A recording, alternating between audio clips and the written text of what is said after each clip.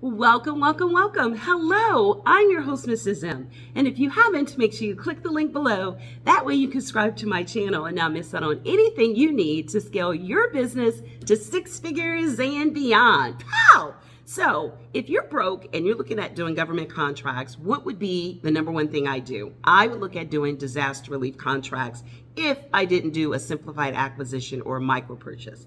I would make sure I found out who the primes were. Right now, a lot of the disasters in Florida are in what they call phase 3.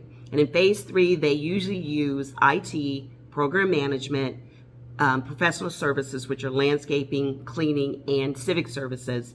And they also use a lot of, let's see, what's the other one they use a lot of? They use a lot of renovations, roofing, and things like that. If any of those are your industry, and I was absolutely broke or just had a little bit of money and I wanted to do something right now, I would make sure that I reached out to the prime contractors. Now, there are going to be mainly 4 ways you're going to be able to win a contract. And one of those ways are going to be through DHS, which is Department of Homeland Security, as a prime. And the other way is, most of the time, they give the majority of the contracts to 2 individual prime. The goal for you is to look at what your industry is, Google what companies in Florida won, and if you're doing, like, say, IT, figure out what prime, and there are usually 2 that won the majority of the contracts. Get busy with your introduction letter. I know someone that is one of our clients that personally won a $20,000 contract doing cleanup, and she's a hairstylist. But she came to me because she wants to switch over. She did cleanup, which is in phase 3, which is starting now. And she went from Orlando to Tampa, Florida, and did an outstanding job, stayed 2 weeks, and even found other people that helped her. So she got the $20,000. She went under as a sub, under a prime contractor, and we were able to find out at that time who was the actual prime contractor that had won, that was looking for subs. So all you need to do is Google whatever your industry is. If you're looking at doing disaster relief, Google and find out what main prime contractors are winning, and they're always on their websites looking for subcontractors to help them out. And if I were broke, the reason why I would go with them is because sometimes, just sometimes, those prime contractors will pay you on the spot. At the end of the 2 weeks, she was able to get her $20,000 from this particular prime contractor.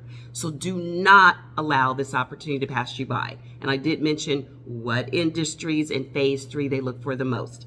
So I've given you some things you can do, because there's really like 4 primary ways. DHS, if you're looking at a prime contractor for DHS, Department of Homeland Security. If you're looking to do state and local opportunities, that's another way. If you're a set aside is another way.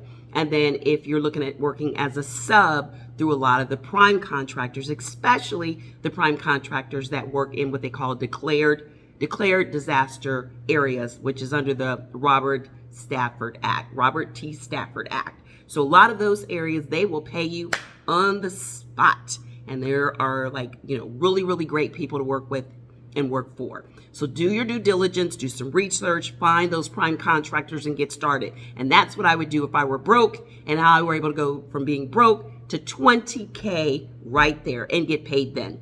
So if you want to learn more about ways you can do this, then you can click the link in my description where I go into things you can do right now if you're broke and you're looking at working with the government to get to that 6 figures and beyond. Pow! And I'd love to see you at the free masterclass. Click the link to make sure that you register. Space is limited. And I go into all of this and more on ways that you can reach out to these prime contractors and things that you can say right there on the spot that will make them say, come on, we're ready for you. So until next time, be safe. Click the description and I'll see you soon. Bye-bye.